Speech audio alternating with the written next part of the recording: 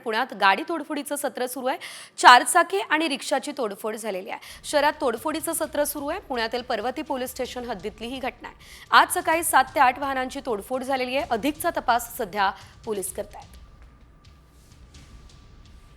आपण बघतोय पुण्यातील पर्वती पोलीस स्टेशनच्या हद्दीत ही घटना घडलेली आहे आणि या ठिकाणी तोडफोडीचं सत्र सुरू असल्याचं देखील आपल्याला बघायला मिळतंय। या ठिकाणी तोडफोड करण्यात आलेली आहे। या संदर्भात अधिकचा तपास पोलिसांकडून सुरू करण्यात आलेला आहे। मात्र वारंवार अशा प्रकारच्या घटना पुण्यात होत आहेत, त्यामुळे नागरिकांमध्ये भीती आहे, चिंता सुद्धा व्यक्त केली जात असल्याचं सध्या तरी बघायला मिळत आहे।